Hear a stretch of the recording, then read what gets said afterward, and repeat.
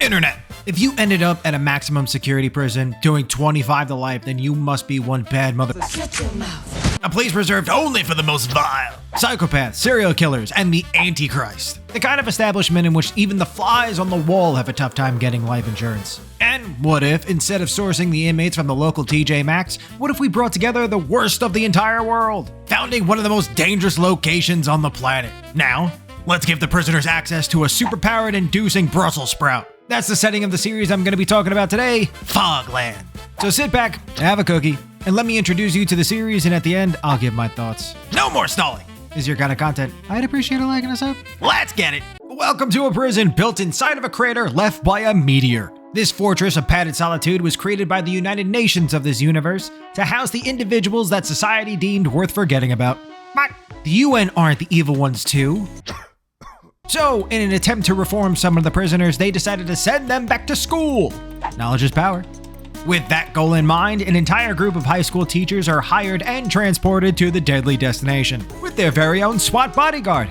Oh sweet. This leads us to the introduction of our MC, Dante Kang, who is going to teach the prisoners bioscience lessons, and just like all the other teachers, has a very optimistic view about entering one of the worst places created by mankind, the prison known as Fogland. And who could have guessed that on his first day of class, everything goes completely and horribly wrong. We start in a class that looks like an interrogation room and the room from the 2009 classic The Exam Fusion Hod. The prisoners look like walking nightmares. We got heroin-addicted coneheads, one of Cousin It's family members that we don't talk about at Thanksgiving anymore, the rejected member of the Cenobites, this homie that I can only assume just wants to look down, and the worst of them all, a punk rocker. And poor Dante, his jokes just aren't landing. Up, he got one.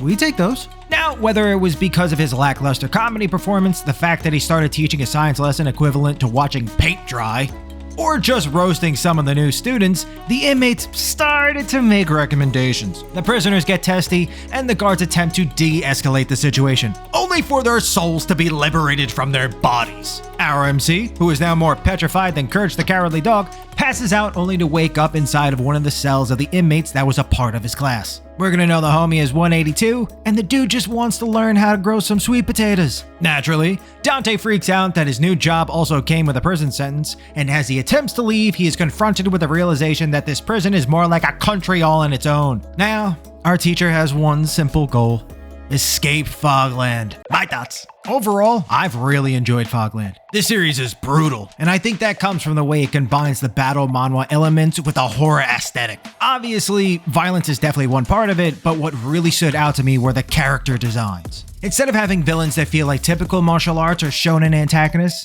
a lot of the characters look like they came straight out of a horror movie. We have characters that are missing basic facial features, and it creates this unsettling nightmare-like atmosphere. While Fogland isn't scary in the same way a traditional horror series is, I think it does a really good job at implementing the horror vibe. Another thing I really like is how the world of Fogland continues to expand. At the beginning, we're told that Fogland is simply a prison for the worst criminals imaginable. But once we get inside, it starts feeling less like a prison and more like an entire nation contained within one. The cells are structured like neighborhoods, with each neighborhood having its own boss and crew controlling it. You want to try and hop the wall to salvation? Well, you're going to have to deal with the Attack on Titan level of security. I also think the main character works well because Dante feels like an actual civilian just thrown into the shit. He's scared, worried, and honestly, he should be because he isn't walking into this place like some unstoppable warrior. He can be annoying at times, but the supporting cast does a great job at balancing the freak out with jovial lunacy. Now, one of my concerns is that the power that our MC is beginning to develop is in the realm of power of friendship.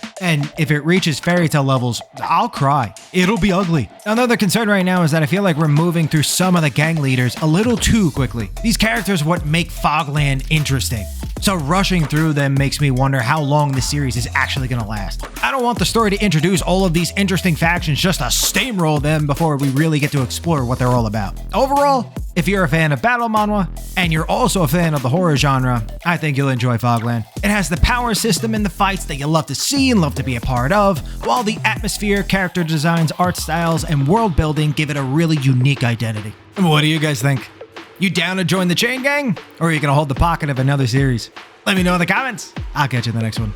Later!